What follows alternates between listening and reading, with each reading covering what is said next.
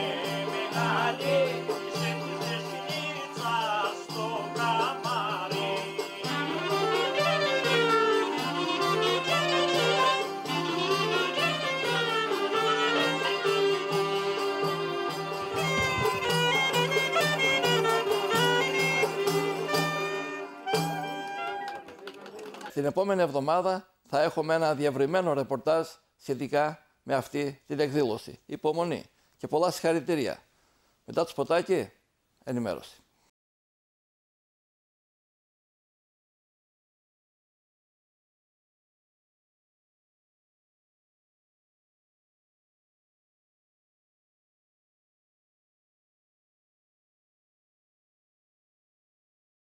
Το προηγούμενο Σάββατο στο Αρχαίο Θέατρο του Βουθρωτού πραγματοποιήθηκε το δεύτερο φεστιβάλ μειονοτήτων στην Αλβανία. Το πρώτο φεστιβάλ έχει διεξαχθεί το 2022 στη Λιβαδιά, στο Μέγαρο Κατίνας Παπά. Αυτή τη φορά ήμασταν στο Αρχαίο Θέατρο του Βουθρωτού, μια εκδήλωση η οποία συνδιοργανώθηκε από την Επιτροπή Μειονοτήτων της Αλβανίας, μια επιτροπή η οποία υπάγεται από τον Πρωθυπουργό της Αλβανίας και από τον Πολιστικό Σύλλογο Αγίου Κοσμά Λιβαδιάς. Συμμετείχαν όμιλοι από τις 9 μειονότητες που ζουν εδώ, στην Αλβανία. Και βέβαια η εθνική ελληνική μειονότητα εκπροσωπήθηκε από το Σύλλογο του Αγίου Κοσμά, από τον Πολιστικό Σύλλογο Δρόπολης και από το Σύλλογο Γυναικών Αγίου 40 Ελπίδα. Στο χαιρετισμό της η κυρία Κωνσταντίνα Βεζιάννη, πρόεδρος της Επιτροπής, μίλησε ότι η κυβέρνηση έχει πολλαπλασιάσει 3 φορές τα κονδύλια στην Επιτροπή Μειονοτήτων για αυτές τις εκδηλώσεις. Επίσης, είπε για τη σύμβαση πλαίσιο, η οποία τώρα πλέον θα πρέπει να εφαρμόζεται, διότι έχει ολοκληρωθεί όλο το νομικό παζλ αυτής της υπόθεσης. Και βέβαια, εκείνο που εμένα μου προκάλεσε εντύπωση είναι ότι οι σύλλογοι αυτών των μειονοτήτων ήταν πρικισμένες και προετοιμασμένες καλλιτεχνικά πάρα πολύ σωστά. Συνομίλησα με την κυρία Νέτα Γκούντι, η πρόεδρος του Συλλόγου Αγίου Κοσμά Λιβαδιάς. Ας δούμε τι δήλωσε η κυρία Γκούντι στην κάμερα της εκπομπής 60 λεπτά με τους Έλληνες. Σε αυτό το μέρος νιώθουμε πάντα μαγεία. Χαιρόμαστε που βρισκόμαστε εδώ. Είναι το δεύτερο λαογραφικό φεστιβάλ που διοργανώνουμε σε συνεργασία με το Γραφείο Μειονοτήτων. Βλέπετε, έχετε πολλά χρώματα, αρώματα, διάφορα. Είμαστε χαρούμενοι, ελπίζουμε να πάνε όλα καλά. Να καλωσορίσουμε τον κόσμο, να δείξουμε την ελληνικότητά μας, τη φιλοξενία μας, αυτό που είμαστε, την ταυτότητά μας. Το τρίτο φεστιβάλ πότε θα γίνει και πού? Το τρίτο φεστιβάλ για τις μειονότητες μιλάτε? Αυτό δεν το ξέρουμε ακόμα, γιατί και το πρώτο που διοργανώσαμε πριν 3 χρόνια. Οπότε στα πλαίσια των γραφείων του μειονοτήτων, αυτοί πότε θα αποφασίσουν να βγάλουν για να κάνουμε πάλι το ίδιο πράγμα. Και δεν ξέρουμε και ποιος θα το κάνει. Καλή επιτυχία. Ευχαριστούμε πολύ. Ωστόσο, στη συνέχεια της εκπομπής θα δούμε και το πρόγραμμα των δικών μας ομίλων της Εθνικής Ελληνικής Μειονότητας.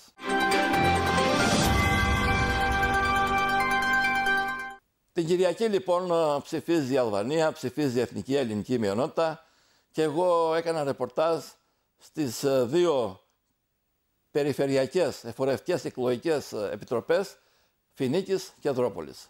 Στη Δρόπολη έχουμε εγγεγραμμένους 18.828 κατοίκους, οι οποίοι έχουν δικαίωμα ψήφου και περίπου 1.000 άτομα έχουν εγγραφεί στην πλατφόρμα της Εφορευτικής Επιτροπής ΠΕΡ. Από αυτές τις 18.828 θα δούμε πόσοι θα ψηφίσουν. Το αποτέλεσμα της συμμετοχής το 2021 ήταν μόλις 3.000 άτομα. Το 2023 είχαμε 5.000 άτομα. Θα δούμε πόσοι θα προσέλθουν αυτή τη φορά στις 11 του Μάη. Στο Δήμο Φινίκης, εκεί στη Λιβαδιά όπου εδρεύει η Εφορευτική Επιτροπή αριθμός 92, 83 είχε η Δρόπολη. Εκεί έχουμε 31.600 ψηφοφόρους που είναι εγγεγραμμένοι. Περίπου 1.200 άτομα είναι εγγεγραμμένοι στην πλατφόρμα της Εφορευτικής Επιτροπής ΠΕΡ. Έχουμε 50 εκλογικά κέντρα στο Φινίκι, 36 εκλογικά κέντρα στην Δρόπολη. Θα δούμε τώρα ποια θα είναι η συμμετοχή και στο Φινίκι, διότι και το 2021 ήταν πολύ χαμηλή, μόλις 4.500 ψηφοφόροι. Θα δούμε τώρα ποιοι θα συμμετέχουν σε αυτές τις εκλογές για να επιλέξουν τον εκπρόσωπό τους στη Βουλή της Αλβανίας.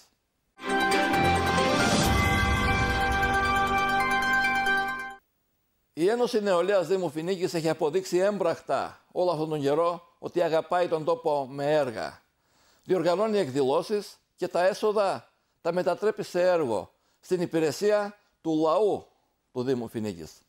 Όπως είναι η περίπτωση που δώρισε και πρόσφερε 2 EKG, είναι τα ηλεκτρονικά καρδιογραφήματα, τα μηχανήματα, τα δώρισε και τα πρόσφερε στο κέντρο Λιβαδιάς και στο κέντρο της Δίβρης. Πριν μερικούς μήνες είχαμε παρόμοια δωρεά Φινίκη και Αλίκο. Οπότε βλέπετε ότι όλη αυτή η προσπάθεια που κάνουν τα νιάτα του Δήμου Φινίκης έχει αποτέλεσμα. Τώρα για ένα καρδιογράφημα οι κάτοικοι του Δήμου δεν είναι ανάγκη να πάνε στην πόλη του Αγίου 40. Μπορεί να το κάνουν εκεί, στο κέντρο υγείας της περιοχής. Και εγώ θα πω πολλά συγχαρητήρια, όπως είναι και τα συγχαρητήρια που έδωσε η κυρία Νικολίνα Κότσι, η οποία είναι η διευθύντρια του Κέντρου Υγείας Λιβαδιάς. Τι να πει σε αυτά τα παιδιά, να μην έχει το κεφάλι ψηλά για αυτά. Πολλά συγχαρητήρια και πάλι από την εκπομπή 60 λεπτά με τους Έλληνες. Τα μηνύματα που έρχονται για εσάς και στην εκπομπή μας είναι πάρα πολλά.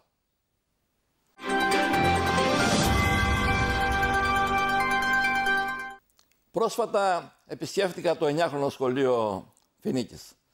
Εκεί διαπίστωσα ότι οι εργασίες για το νέο σχολείο που χτίζεται με ένα κονδύλιο της κυβέρνησης 833 εκατομμύρια λεκ-παλιά χωρίς ΦΠΑ συνεχίζεται. Και από ό,τι βλέπω το Σεπτέμβρη τα παιδιά θα μπουν στο νέο σχολείο. Ο Γρηγόρης ο Νάτσης, ένας δάσκαλος συνταξιούχος, αλλά λειτουργεί ακόμα το επάγγελμα, ήταν συγκινημένος. Διότι εκεί διορίστηκε το 2005 διευθυντής στο Φινίκι και φώναζε από τότε.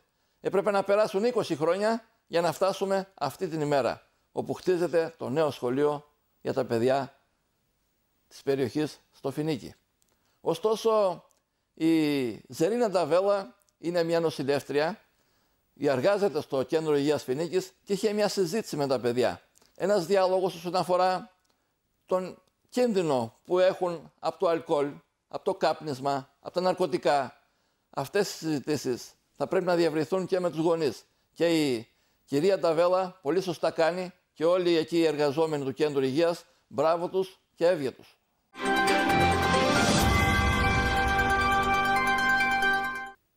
Η Άνοιξη είναι η εποχή που μπολιάζουμε. Ακούμε εμπόλιασμα, αλλά είναι μια τέχνη ειδική. Εγώ πήγα και στο Μεμόραχη και συζήτησα με τον Στέφανο τον Μωραήτη, ο οποίος είναι γεωπόνος και ειδικός πάνω σε αυτά. Μου είπε ότι αυτή η εποχή είναι περισσότερο για τις ελιές, για τις μανταρινιές, για όλα τα εσπεριδοειδή. Εκεί βρήκα και έναν ειδικό, τον κύριο Σαντούς Μάλαη, ο οποίος έχει 41 χρόνια που ασκεί αυτό το επάγγελμα. Πρώην στρατιωτικός, καταγωγή από τον Πάλση και μένει στους Αγίους 40. Και φέρνει γύρω τα χωριά όλων των δήμων γύρω από τους Αγίους 40. Έφτασε και στο Φινίκι. Είναι τέχνη αυτό. Είναι επάγγελμα. Ο κύριος Μάλαη μου είπε ότι δεν μπορείς να ζήσεις, αδερφέ μου, λέει, μόνο με αυτό το επάγγελμα. Διότι είναι πολύ μικρή η σεζόν. Από το Φλεβάρι και μέχρι το Μάη, αρχές Ιουνίου το πολύ. Δεν μπορεί να τα βγάλεις πέρα. Αλλά το έχει και χόμπι. Έχει τελειώσει και αυτός μέση γεωργική σχολή. Το τρέχει, το κάνει, αλλά είναι και πολλοί άλλοι που μπολιάζουν στο Δήμο Φινίκης, από ό,τι μου είπε ο κ. Μωραήτης. Αυτά πρέπει να τα λέμε, να τα ακούμε, διότι η ζωή δεν είναι μόνο όμορφα πλάνα και εικόνες, η ζωή είναι και μόχθος. Η ζωή είναι πάλι για επιβίωση. Αγώνας.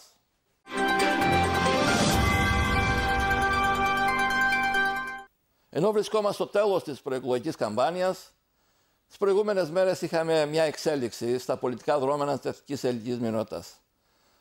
Λευτέρης Νίκας, Βασίλης Κάιος και Ευαγγέλης Ντούλες, οι εκπρόσωποι του κόμματος Μέγκα, της Ομόνοιας και του ΚΙΑΔ αντίστοιχα, συνυπόγραψαν τη συνεργασία, ούτως ώστε το Μέγκα και το ΚΙΑΔ να είναι κάτω από την ομπρέλα της Ομόνοιας. Εξέδωσαν επίσημες ανακοινώσεις και οι δύο οι πλευρές. Η ουσία είναι ότι συμφώνησαν να πάνε σε εκλογές στην Ομόνια, όπου να συμμετέχει όλος ο λαός και μετά να συνεργαστούν, να τα βάλουν πακέτο πάνω στο τραπέζι, να συζητήσουν για τα θέματα που αφορούν την εθνική ελληνική μειονότητα. Θα δούμε πόσο θα μπορέσουν να συνεργαστούν και πώς θα πάνε οι εκλογές στην Ομόνια. Εγώ εύχομαι στην Ομόνια να συμμετέχουν όλοι οι Έλληνες, μηδενές εξαιρουμένου, και μετά ο λαός, όταν έρθει η ώρα, να ψηφίζει τα καλύτερα παιδιά του. Θα δούμε πόσο συνέχεια και πόσο καρποφόρα θα είναι αυτή η συνεργασία.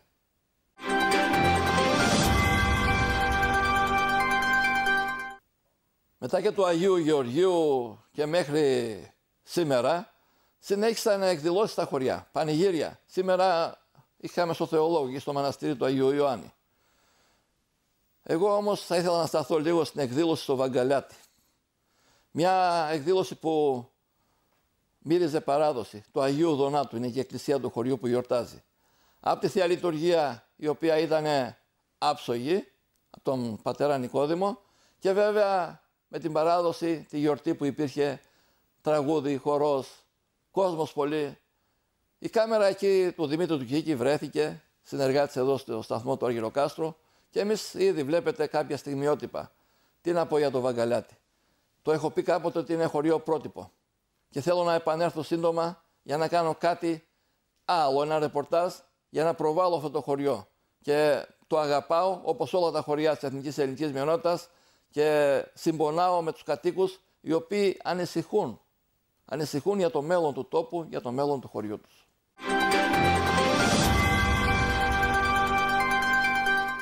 ήταν για ενημέρωση για σήμερα.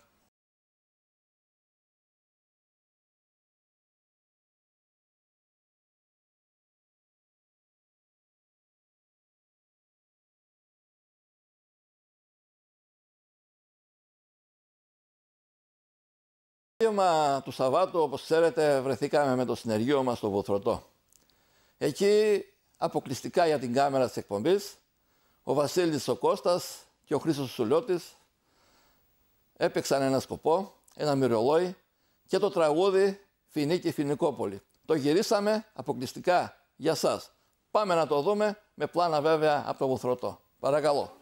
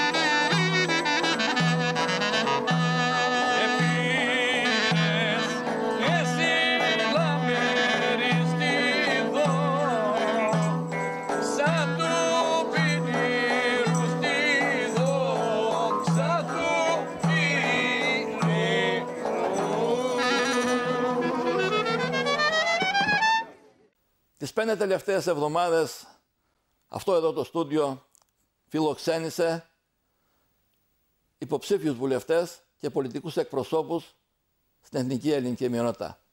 Περιφέρειας Αυλώνας και Αργυροκάστρου.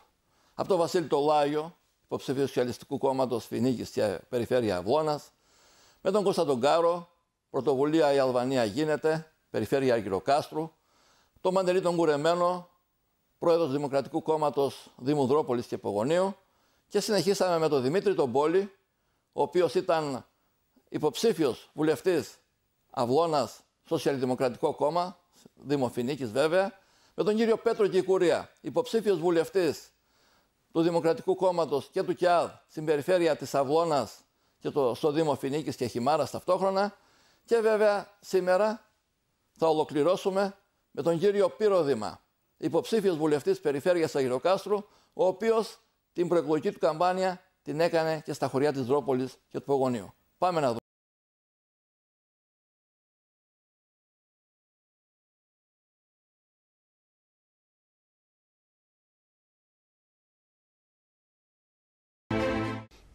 Λοιπόν, και πάλι εδώ στο στούντιο της εκπομπής μας, αυτή τη φορά είναι τιμή μας, φιλοξενούμε τον υποψήφιο βουλευτή του Σοσιαλιστικού Κόμματος στην περιφέρεια του Αγιροκάστρου, τον κύριο Πύρο Δήμα, ο οποίος καλύπτει Δρόπολη και Πογόνη ταυτόχρονα.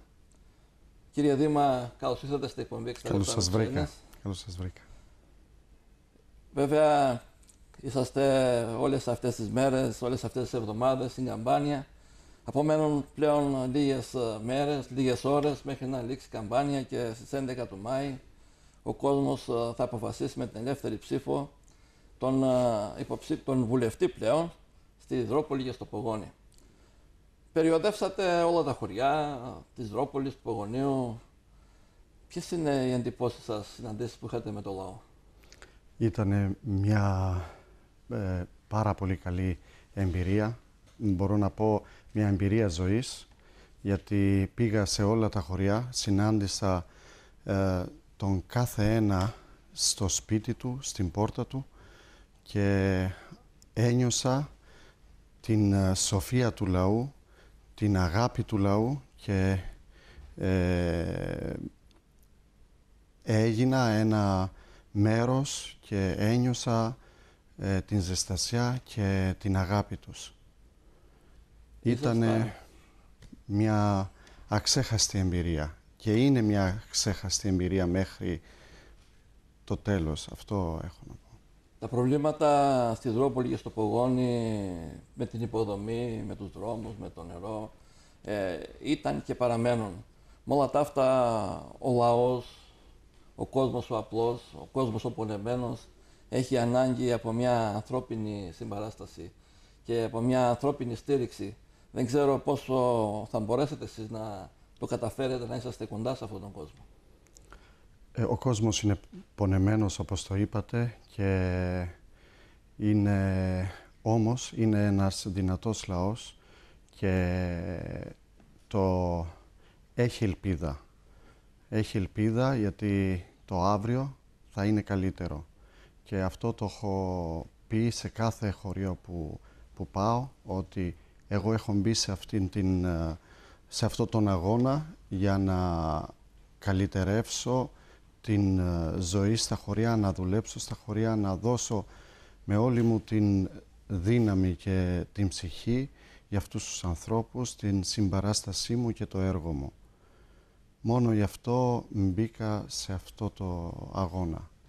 Κύριε Δήμα, είσαστε ένας πετυχημένος επιχειρηματίας στον τομέα του τουρισμού και βέβαια πετύχατε και αποκτήσατε μια ουσιαστική εμπειρία. Και πάνω σε αυτό το πλαίσιο, επειδή όλες οι μελέτες, όλες οι έρευνες έχουν δείξει ότι το μέλλον της Δρόπολης και του Πογονίου είναι ο τουρισμός και ο αγροτουρισμός, τι θα μπορούσατε να μας πείτε σε αυτόν τον τομέα? Η Δρόπολη είναι μια πάρα πολύ όμορφη περιοχή με μεγάλο πλούτο, φυσικό πλούτο και πολιτιστικό πλούτο. Εγώ με την εμπειρία μου θα θέλω να προωθήσω την περιοχή της Δρόπολης, γιατί χωρίς την προώθηση δεν μπορούμε να κάνουμε ό,τι εμείς θέλουμε να πετύχουμε. Πρώτα θέλω να προωθήσω την Δρόπολη, γιατί έχει μια απίστευτη ομορφιά, φυσική ομορφιά και ένα πολιτιστικό πλούτο που δεν την έχουν οι άλλες περιοχές. Εγώ θέλω και έχουμε μιλήσει και με τον Δήμαρχο, μαζί με το Δημαρχείο, να βάλουμε μπρος κάποια σχέδια που να φέρουν κονδύλια, και κονδύλια και επενδύσεις και να φέρουν τουρίστες, να έρθουν οι πρώτοι τουρίστες, γιατί αυτό είναι το σημαντικό.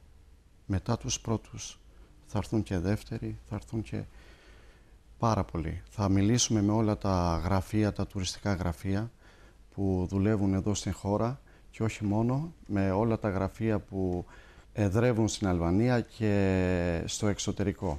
Έχω πάρα πολλά... Εσείς έχετε τις επαφές σας, διευθυντές σας. Ναι, έχω πάρα πολλές επαφές και σε αυτό θα δουλέψουμε πάρα πολύ. Κύριε Δήμα, οι Υδρόπολοι και το Πογόνι έχουν 42 πολιτιστικά μνημεία και 14 φυσικά μνημεία. Τουλάχιστον τα μισά από αυτά είναι γνωστά και φημισμένα και έχουν τι να δουν οι επισκέπτες και οι τουρίστες στη Υδρόπολη και στο Πογόνι. Έχουν πάρα πολύ. Εκτός αυτού έχουμε βέβαια και τη γαστρονομία. Τα φαγητά της Υδρόπολης είναι ανεπανάληπτα. Εγώ όμως εκεί που θέλω να σταθώ και πιστεύω ότι εσείς θα πρέπει να τοποθετηθείτε πάνω σε αυτό, είναι τουριστική οδηγή. Ένας τουριστικός οδηγός, ο οποίος να ξέρει να πάει στη Υδρόπολη, και δεύτερο, θα πρέπει να γίνει ενιαίο τουριστικός οδηγός και με την πόλη του Αργυροκάστρου. Δηλαδή να έχει μια διαδρομή, ο επισκέπτης που έρχεται από την πόλη του Αργυροκάστρου να πηγαίνει στη Υδρόπολη, να καθίσει 2-3 μέρες. Στο πιο μακρινό χωριό είναι 30 λεπτά από την πόλη του Αργυροκάστρου. Και δεύτερο είναι και οι ξενώνες. Πρέπει να πείσετε τον κόσμο με τους ξενώνες.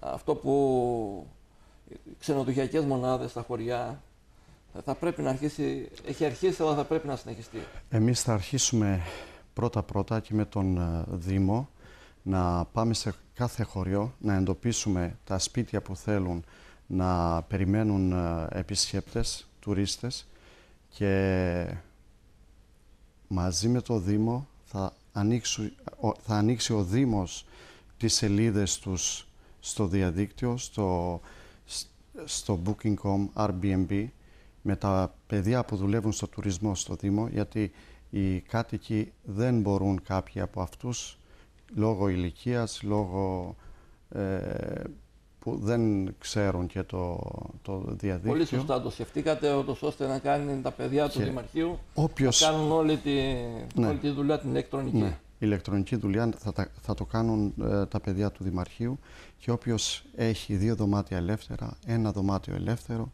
όπως είναι τα δωμάτια, επιπλωμένα όπως είναι τα σπίτια, δεν θέλει πολύ μεγάλη, παραδοσιακά όπως είναι, γιατί αυτό θέλει και ο τουρίστας, να νιώσει την ζωή που γίνεται στο χωριό, στο σπίτι τους, να φάει το βραδινό αυτό που τρώει ο κάτοικος της Υδρόπολης, και ξέρουμε ότι τα φαγητά της Υδρόπολης και η γαστρονομία είναι πάρα πολύ καλή, να φάει το πρωινό αυτό που τρώνε οι ντόπιοι και να ζήσει, να κάνει αυτήν την ζωή που κάνει και ο κάτοικος της Υδρόπολης. Τα χωριά είναι πάρα πολύ ωραία. Οι περιοχές δίνουν την δυνατότητα και για ορειβασία και για... είναι κάποια... Να πάνε πάνω στα δάση, στα δάση, bird watching, λέμε αυτό που βλέπουμε τα πουλιά, ορειβασία το είπαμε. Πάνω στη Στουγάρα, Κοσοβίτσα. Είναι εδώ στην Βάνιστα, είναι η Σκοτεινή, που και αυτό θέλουμε να το... Η Βάνιστα τώρα μαλώνουμε τους Γοραντζινούς, οι Γοραντζινοί λένε είναι δικές μας. Δεν μας πειράζει, ναι, της Υδρόπολης είναι, και εμείς θα θέλουμε να προωθήσουμε όλη την Υδρόπολη. Δεν θέλουμε να... και το Πογόνι. Και το Πογόνι, γιατί το Πογόνι είναι ένα καταπληκτικό μέρος. Βεβαίως. Θέλουμε να φτιάξουμε και τις υποδομές. Ενιαία προγράμματα του Πογονιού με το ελληνικό Πογόνι, το ελλαδίτικο Πογόνι. Ναι. Από ό,τι ξέρω έχει αρχίσει αυτό και μακάρι να αποπερατωθεί, να ολοκληρωθεί. Τι θα λέγατε για ένα τουριστικό γραφείο στη Υδρόπολη? Ουσιαστικά δεν έχει ούτε η πόλη του Αργυροκάστρου. δεν έχει, αλλά θα δουλέψουμε τα τουριστικά γραφεία που είναι στην Αλβανία, που εδρεύουν στην Αλβανία. Αυτά θα φέρουν κόσμο. Αυτοί θέλουν να έχουν έδρες και στην Δρόπολη και να ανοίξουν μικρά γραφεία που από εκεί να προωθήσουν κόσμο στα χωριά. Το να έχει ένα δικό της τουριστικό γραφείο η Δρόπολη το βλέπετε δύσκολο? Επειδή εγώ δεν γνωρίζω από τον τομέα. Μόνη η Δρόπολη δεν μπορεί να το κάνει αυτό, γιατί είναι μια μικρή περιοχή. Όμως, άμα δουλέψει σε όλη την περιφέρεια του Αργυροκάστρου, γιατί η περιφέρεια του Αργυροκάστρου έχει πολλά να δώσει. Γι' αυτό μιλάμε για ενοποίηση των τουριστικών οδηγών, για να ξέρουν που να πάνε. Αυτό. Γιατί θα φέρει ανάπτυξη σε όλη την περιφέρεια. Έχουμε το ποταμό το ΑΟΣ, που είναι ένας... ιδιόμορφος σε όλη την Ευρώπη. Ναι. Κύριε Δήμα, εσείς κατεβαίνετε και ζητάτε την ψήφο του λαού της Δρόπολης και του Πογονίου. Οι πολιτικοί σας αντίπαλοι γράφουν στα κοινωνικά δίκτυα. Ακόμη και εδώ είχα τον κύριο Κουρεμένο τις προάλλες, εκπρόσωπο του Δημοκρατικού Κόμματος. Τι σχέση έχει ο κύριος Δήμας, λένε, με τη Δρόπολη, αν και οι ίδιοι δεν έχουν υποψήφιο από τη Δρόπολη, το συνασπισμός τους. Εσείς τώρα τι σχέση έχετε, η οικογένειά σας, τα παιδιά σας? Ναι. Εγώ έχω τα 3/4 της οικογένειάς μου από την Δρόπολη. Την γυναίκα μου, τα παιδιά μου. Εγώ ο ίδιος έχω δουλέψει πολλά χρόνια στην Δρόπολη, σαν λογιστής στην ΕΛΚΑ, 4 χρόνια, και έχω πολλούς φίλους, έχω συναδέλφους που δουλεύουμε μαζί. Έχω το σπίτι μου στο Κλεισάρι, δηλαδή είμαι κάτοικος της Πάνω Δρόπολης. Και εκεί ψηφίζετε?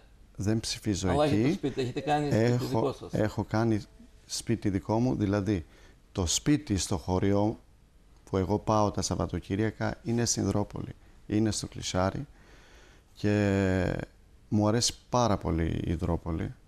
Πάω κάθε Σαββατοκύριακο, όπως σας είπα, και εγώ νιώθω εκεί και αυτοί αισθάνονται ότι είμαι δικό τους παιδί, και αυτό το βλέπω κάθε μέρα που πάω, γιατί έχω συναντήσει σχεδόν όλους τους κατοίκους, τους μόνιμους που ζουν σήμερα στην Δρόπολη. Έχω πάει σε κάθε χωριό, σε κάθε πόρτα, που δεν πιστεύω ότι άλλος το έχει κάνει από την αντιπολίτευση και από κάθε άλλο κόμμα.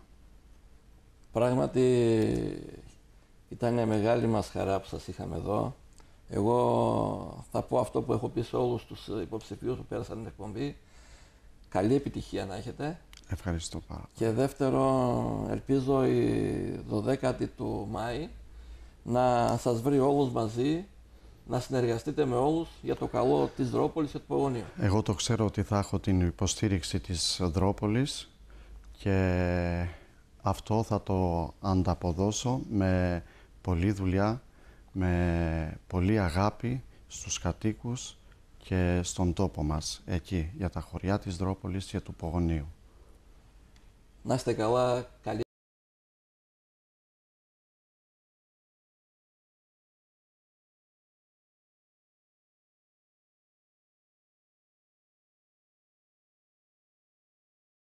Να διασκεδάσουμε μαζί απόψε με τους συλλόγους που ήταν στο Βουθρωτό, στο Φεστιβάλ Μειονοτήτων. Κοινή εμφάνιση, Άγιος Κοσμάς Λιβαδιάς, Σύλλογος Δερόπολης και βέβαια οι γυναίκες των Αγίου 40 Ελπίδα. Απολαύστε τους.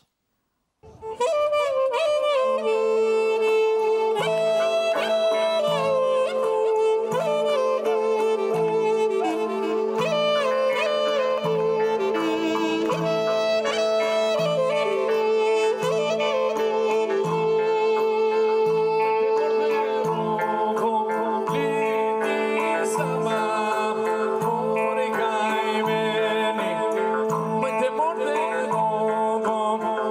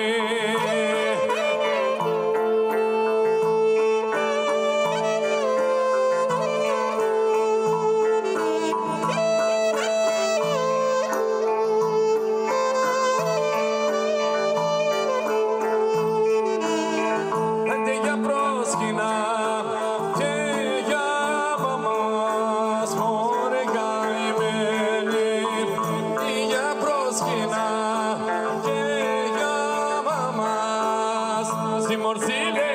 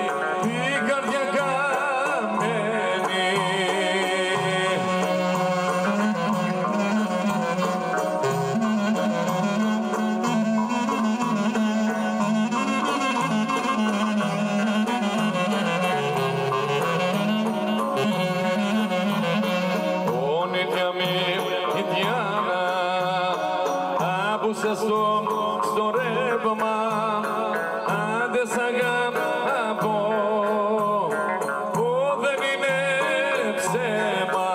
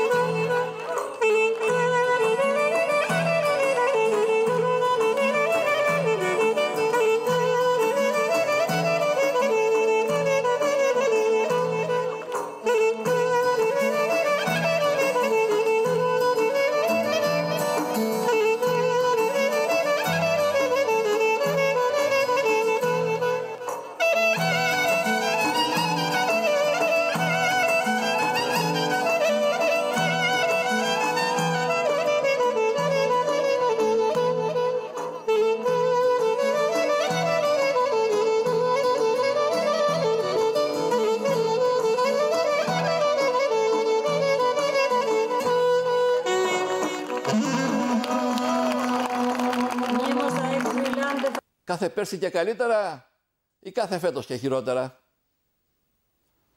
Δείτε τώρα στιγμιότυπα από την εκδήλωση έναρξη τουριστική σεζόν το Μάη του 2024 στη Δρόπολη, στη Δερβιτσάνη, με ένα τραγούδι πολυφωνικό από τον Όμιλο Νέων του χωριού. Κλαίνει πέτρες στα λιθάρια, κλαίνε με καημό. Παρακαλώ, ας θυμηθούμε. Κλαίνει πέτρες,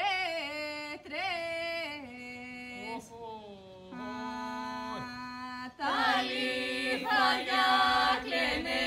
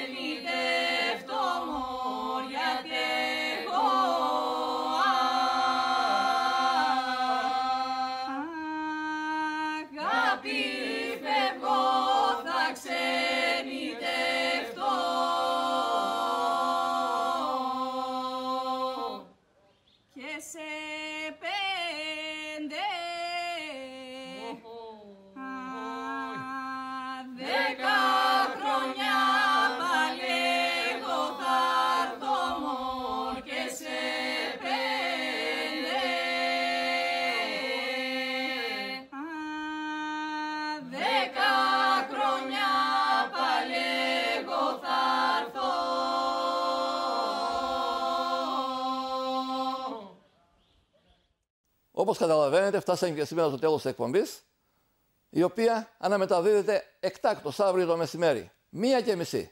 Ραντεβού την επόμενη εβδομάδα, την ίδια ημέρα και ώρα.